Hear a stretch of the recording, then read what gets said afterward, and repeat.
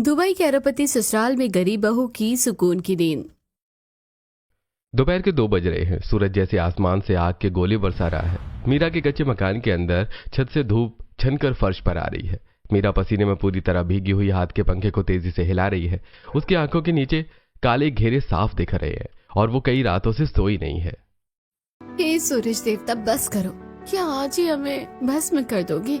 ये हाथ थक गया पंखा चलते चलते। मीरा की झपकी लगती है, तभी माँ की करहाने की आवाज उसे झकझोर देती है। मेरा बेटा गला सूख रहा है, थोड़ा पानी। हाँ माँ, आई माँ, तू फिक्र मत कर, मैं अभी पानी पिलाती हूँ। मीरा घड़े के पास भागती है, उसे उल्टा करती है। खाली घड़े से सिर्फ 2 बूंद टपकती हैं। नहीं, अब क्या करूँ? प्यास से माँ का दम निकल जाएगा और बाहर तो साक्षात मौत बरस रही है। पानी बेटा। माँ, तू आंखें मत मूंदना। देख, मैं अभी भाग के जा रही हूँ सरकारी नल पे। बस 5 मिनट, मैं ठंडा मीठा पानी लेकर आती हूँ।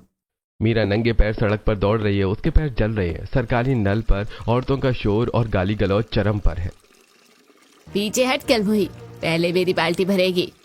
हटा अपनी बाल्टी, 2 घंटे से खड़ी हूँ यहाँ धूप में। मीरा अपनी बारी आते ही अपनी बाल्टी नल के नीचे लगाती है। ये क्या? ये पानी है या खौलता हुआ तेजाब? कोई तो रहम करो, इस पानी से तो चेहरा चल जाएगा।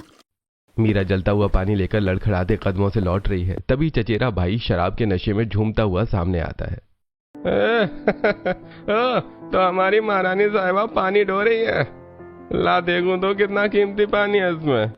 वो जानबूझकर बाल्टी में लात मारता है। बोलू के लात मारते ही बाल्टी लुढ़क जाती है और मीरा के घुटने जलती हुई सड़क पर रगड़ खा जाते हैं। उसके घुटनों से खून गिरने लगता है। भीख मांगने का ये नया तरीका निकाला है। घुटनों पर आकर तो बड़ी अच्छी लग रही है तू।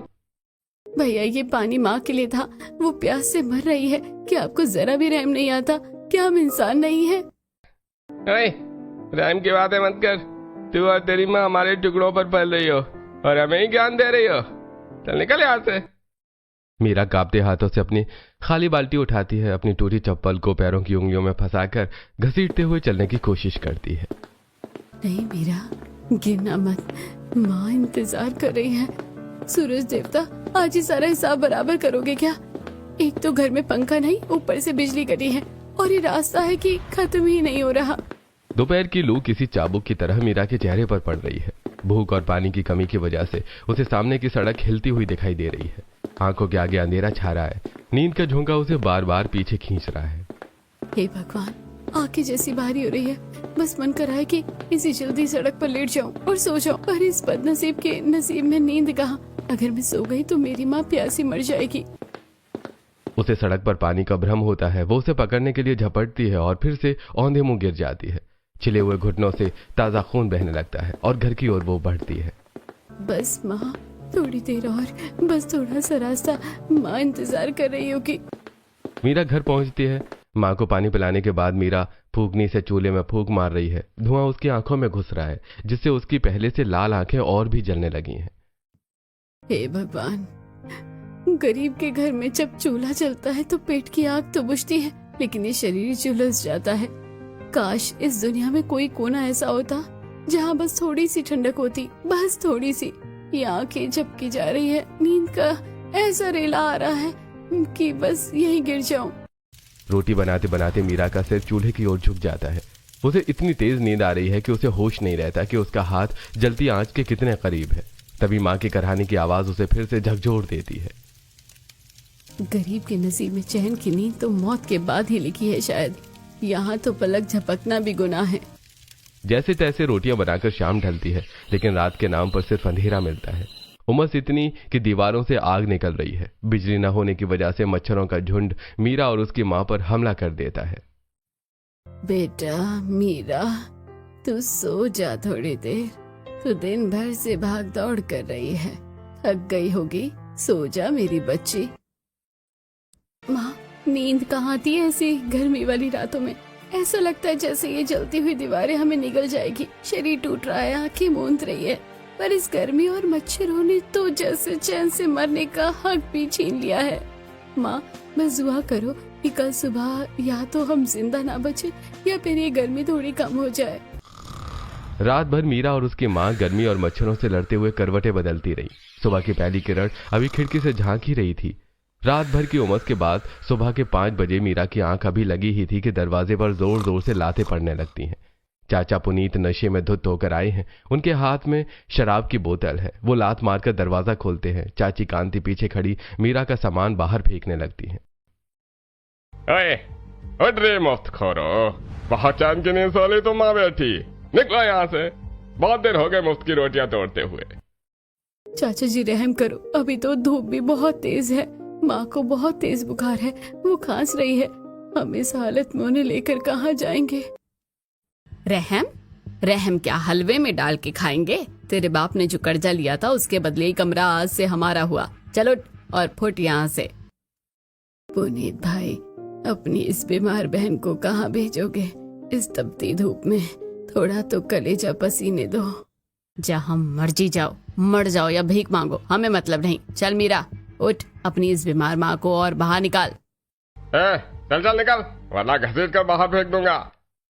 चाची ने मीरा और निर्मला जी को धक्के देकर बाहर निकाला और पीछे से दरवाजा जोर से बंद कर दिया। बाहर निकलते ही गर्म हवा के थपेड़ों ने उनका स्वागत किया। जमीन से भाप उठ रही थी और लू के झोंके उनके चेहरों को झुलसा रहे थे। मीरा के घुटने छिले हुए थे। माँ का शरीर बुखार से तप रहा था, पर उनके पास सिर छुपाने की अब कोई जगह नहीं थी। मेरा बेटा, मुझे यहीं छोड़ दे, मेरी वजह से तू भी इस आग में जल रही है। अगर तू मेरे संग लगी रही तो तेरी जिंदगी भी नरक हो जाएगी। मैं अब और नहीं चल पाऊंगी, तू आगे निकल जा मेरी बच्ची। नहीं माँ, ये कैसी बातें कर रही हैं? जिस माँ बाप ने उंगली पकड़कर चलना सिखाया, पाल पोस कर बड़ा किया, उन्हें मैं ऐसे बीच सड़क पर अकेला कैसे छोड़ दूं? तू बस हिम्मत मत हार माँ, बस थोड़ा सा और चल ले। दोपहर के 2 बज रहे थे। सूरज की तपिश अब बर्दाश्त के बाहर थी। मीरा की आंखों के सामने अंधेरा छाने लगा था। उसे सब कुछ धुंधला दिखाई दे रहा था। तभी पीछे से एक बहुत तेज रफ्तार लग्जरी कार के आने की आवाज आई। टायर सड़कों को चीरते हुए आगे बढ़ रहे थे। माँ हटो, सड़क के किनारे चलो।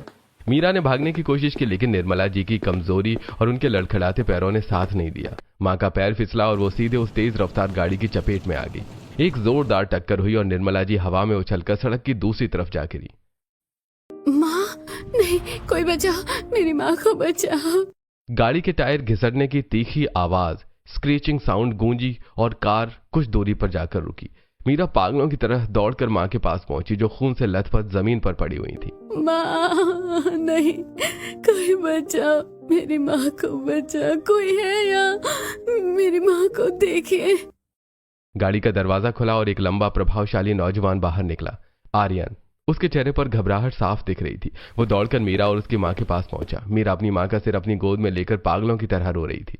आई एम सॉरी, मैंने अचानक ब्रेक मारा था, पर तुम लोग ठीक हो? माँ को क्या हुआ? ठीक? क्या खाक ठीक होंगे साहब? अमीर लोग सड़कों पर गाड़ी नहीं चलाते, हम गरीबों की किस्मत पर टायर चढ़ाते हैं। देखिए मेरी माँ को, उनकी सांसें उखड़ रही हैं। मेरी माँ को बचा लो साहब, प्लीज बचा लो। आर्यन की नजर मीरा की हालत पर पड़ी। पसीने में भीगा चेहरा, धूप से सूजी हुई आंखें और उसके हाथों पैरों पर पड़े वो दर्दनाक छाले। उसकी बेबसी देखकर आर्यन का कलेजा कांप गया। निर्मला जी ने बहुत मुश्किल से अपनी आंखें खोली और कांपते हाथों से आर्यन का हाथ पकड़ा और उसे मीरा के हाथ पर रख दिया। साहब, मेरी बच्ची, इसका कोई नहीं, इसे संभाल। और बस निर्मला जी की गर्दन एक तरफ लुढ़क गई। मीरा का इकलौता सहारा उस तपती सड़क ने हमेशा के लिए छीन लिया। नहीं माँ, तू मुझे ऐसे छोड़ के नहीं जा सकती। मेरा इकलौता सहारा भी छीन लिया। तुम्हारी वजह से मेरी माँ मर गई साहब। मेरी माँ ही बची थी इस दुनिया में, तुमने उसे भी मार डाला। रो मत मीरा, तुम्हारी माँ चली गई, पर वो तुम्हें मेरी जिम्मेदारी सौंप गई है। जब तक मैं जिंदा हूँ, मैं तुम्हें कभी परेशान नहीं होने दूंगा। आज से तुम्हारी हिफाजत मेरा फर्ज है। फिर आर्यन और मीरा निर्मला जी का अंतिम संस्कार करके आर्यन मीरा को लेकर अपने बंगले पर पहुंचता है। मीरा सदमे में है, वो बिल्कुल बेसुध है। आर्यन उसे सहारा देकर अंदर ले जाता है। मीरा, तुम यहाँ सोफे पर बैठो, मैं तुम्हारे लिए पानी लेकर आता हूँ और डॉक्टर को फोन करता हूँ। घबराना मत, ये तुम्हारा ही घर है। आर्यन किचन की तरफ जाता है, लेकिन जब वो पानी लेकर वापस लौटता है तो जो नजारा देखता है उसे देखकर उसके कदम वहीं रुक जाते हैं। कमरे में दादी पद्मिनी जी लेटी हुई हैं। उन्हें बुखार है और वो कोमा जैसी स्थिति से अभी अभी बाहर आई हैं। बेसुध मीरा, जिसे खुद होश नहीं था, वो दादी के पास बैठी है और एक गीला कपड़ा उनके माथे पर रख रही है।